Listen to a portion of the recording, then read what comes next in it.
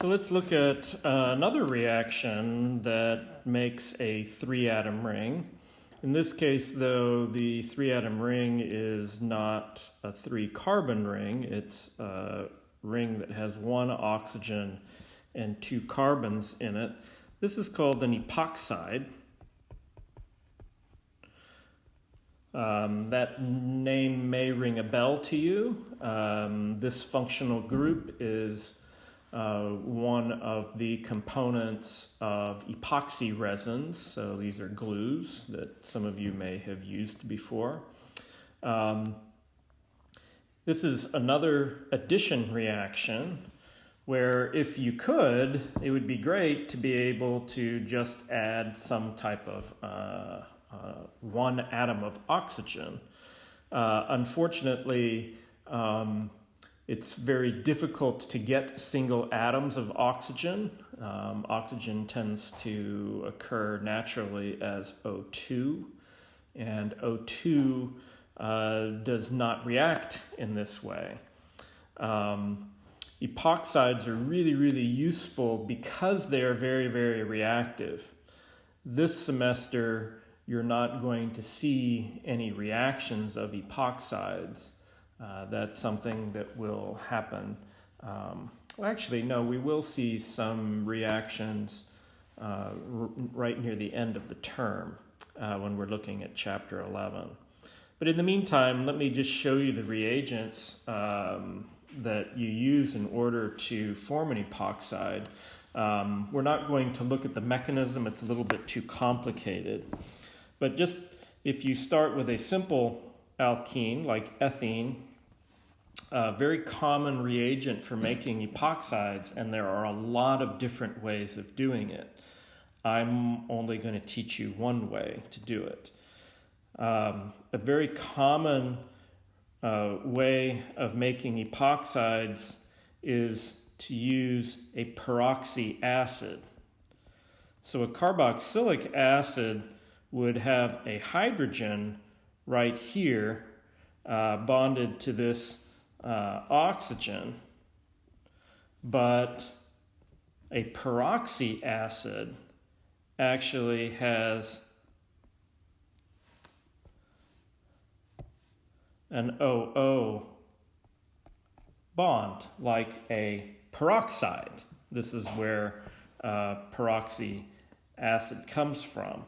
The most common peroxy acid that's used for this is called metachloroperoxy benzoic acid, which is far too much to keep writing. So the abbreviation is MCPBA, and I missed my B, MCPBA. So let me show you the reaction now.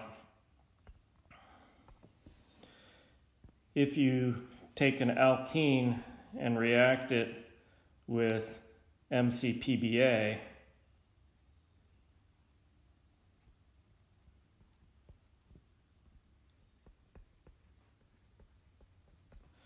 it's one of these oxygens. If you're curious, it's this oxygen that ends up bonding to both of the carbons. Once again, we're not going to be looking at the mechanism, but what happens is you form an epoxide. Plus, if you're curious, you get metachloroperoxybenzoic or metachlorobenzoic acid out. So this reaction is not great for atom economy.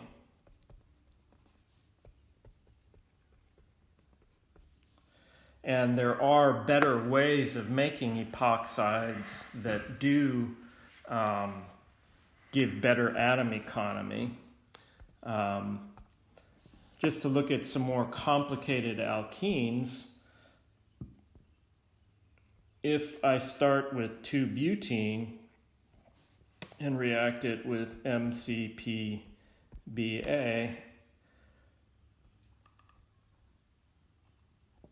once again, I will get an epoxide, and now I have some stereochemistry that I have to show.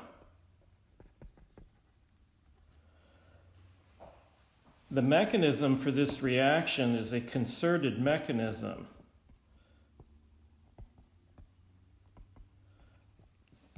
It's similar to the cyclopropanation reaction that you just saw. So this is a syn addition. Because the mechanism occurs all at the same time, the molecule doesn't have a chance to rearrange to move the methyl groups such that they are pointing in the same direction. Here the methyl groups are pointing in the opposite direction, and here they are pointing in the opposite direction. As you would guess, if I start with the cis isomer and react it with MCPBA,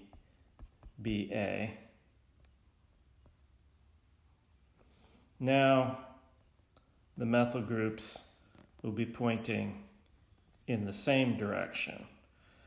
There is no enantiomer formed here because there's a plane of symmetry that cuts through the center of the molecule.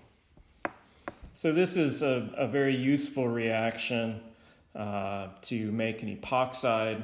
Like I said, we will see some reactions of it later on. You don't need to know the mechanism. It's a bit complicated for you at this stage.